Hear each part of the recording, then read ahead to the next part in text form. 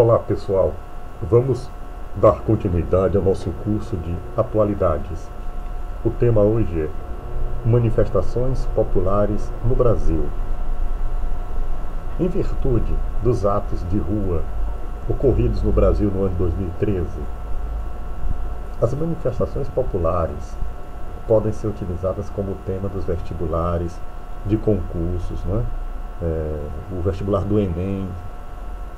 Vamos aqui falar sobre elas, para que você se mantenha atualizado. No primeiro semestre do ano 2013, uma série de manifestações populares aconteceu diretamente nas ruas de dezenas de cidades nacionais.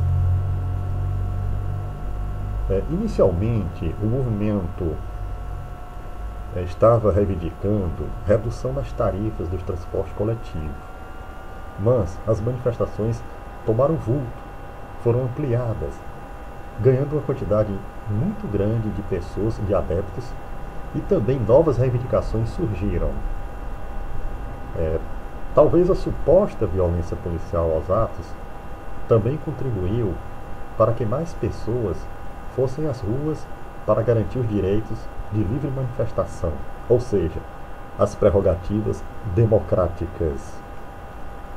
Em decorrência da grande repercussão que tais manifestações alcançaram nas ruas, avenidas, praças e nos meios de comunicação de massa, é possível que elas sejam usadas como ponto de partida para que o vestibulando, possivelmente testando seus conhecimentos em relação a outras grandes manifestações que aconteceram na história brasileira, e, por isso, pode ocorrer tanto nas provas de história, quanto nas redações, dos vestibulares, de concursos e também do Enem. A retrospectiva histórica do acontecimento, a gente pode perceber que algumas manifestações conseguiram alcançar seus objetivos após reunirem milhares de pessoas. Por exemplo, no ano de 1992, grandes manifestações aconteceram nas ruas do Brasil, pedindo o impeachment do ex-presidente Fernando Collor de Mello, que hoje inclusive é até senador pelo estado nordestino das Alagoas. Frente aos fortes indícios de corrupção em seu governo, a juventude conhecida pedia a saída do presidente, que havia sido o primeiro eleito por voto direto após a fim da ditadura civil-militar.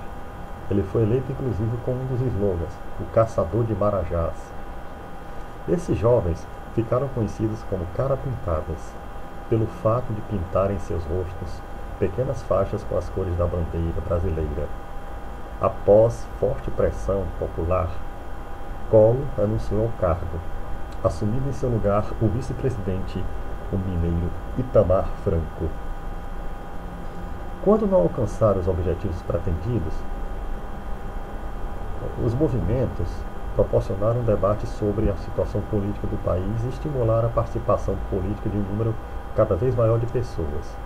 Foi o caso das campanhas diretas já, iniciada a partir do ano de 1983. O objetivo do movimento era a provocação de uma lei que possibilitasse a eleição direta para presidente da República Brasileira.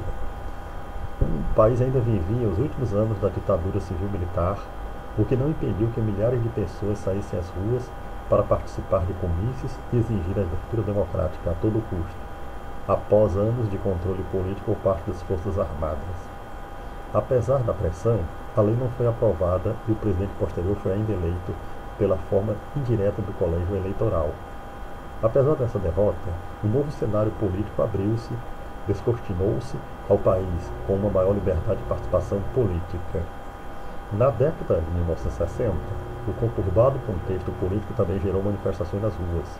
Durante o governo de João Goulart, havia uma intensa polarização política aqui no Brasil entre os que apoiavam seu mandato de presidente e os que lutavam por sua saída. O estopim para o fim de seu governo ocorreu no mês de março de 1964, depois da realização de um comício na Estação Central do Brasil, no Rio de Janeiro, em que aproximadamente 150 mil pessoas escutavam o presidente e seus apoiadores a defender as reformas de base. As forças políticas ligadas aos setores conservadores da sociedade iniciaram um movimento contra o presidente. Essas manifestações eram denominadas de Marcha da Família com Deus pela Liberdade e levaram às ruas centenas de milhares de pessoas que se opunham ao pretenso comunismo de João Belchior Goulart. Na verdade, elas opunham-se às reformas que poderiam ter subtraído parte do poder econômico das classes que dominavam o país à época.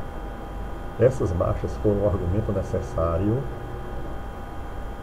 aos militares para derrubarem o presidente, afirmando ter apoio popular para isso. Esse é um exemplo de uma manifestação que contribuiu para que a participação política fosse restrita, abrindo caminho para uma ditadura militar. Diversas outras manifestações de rua aconteceram na história do Brasil, em muitos momentos distintos. O vestibulando, para esses temas que estão presentes na prova, deve conhecer o contexto e os motivos que levaram as pessoas a irem às ruas, sobretudo para a reivindicação de direitos, bem como os desdobramentos dessas ações na história brasileira. Perfeito? Então a gente colocou aqui uma série de observações sobre manifestações para que o vestibulando possa, ter ciência de que tais manifestações tiveram seu impacto e pode ser reivindicada também em concursos gerais. Grato.